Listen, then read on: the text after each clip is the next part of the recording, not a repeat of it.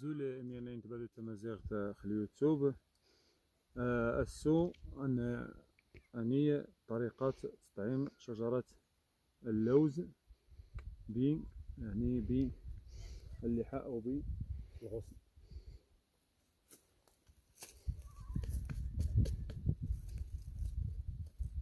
قطعناها كما كتشوفوا. الأول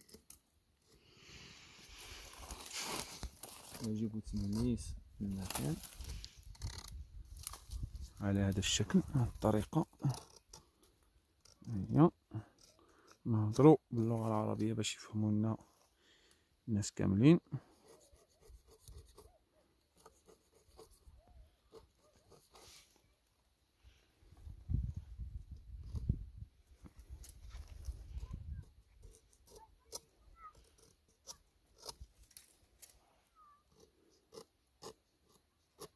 اللي بغى يلقمص شجرة بحال هذا الشكل يعني خصو من 10 في شهر 2 الفوق، ملي تكون هاد القشرة كتعزل مزيان، يعني خصها تكون كتعزل مزيان،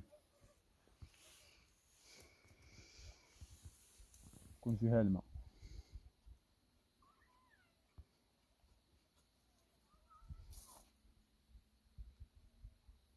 غادي نفتحو فتحة على هاد الشكل.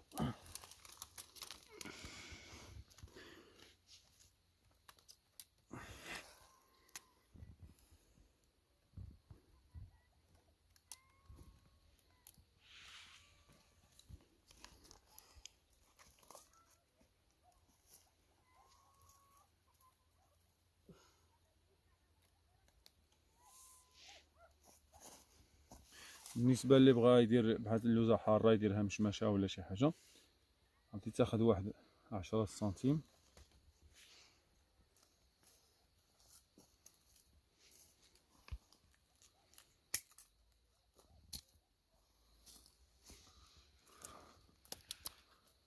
تقطعهم على هاد الشكل.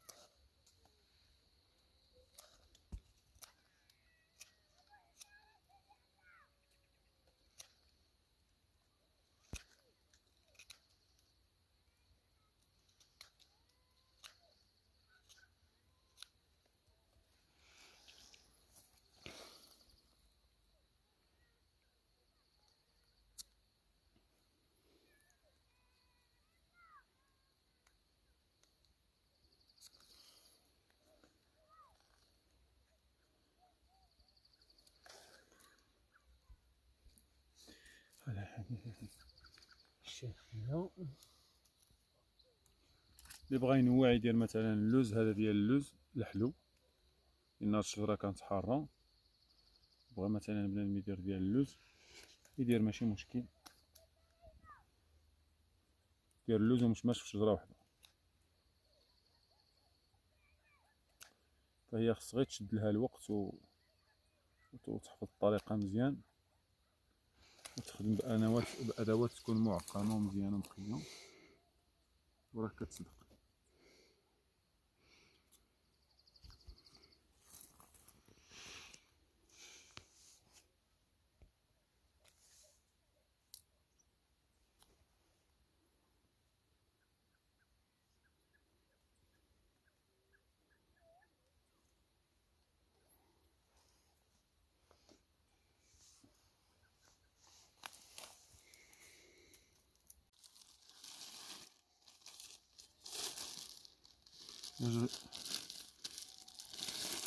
يجب تغطية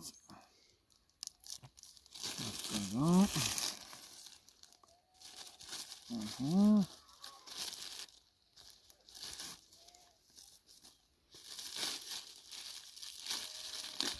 ما يدخلش عليها الماء.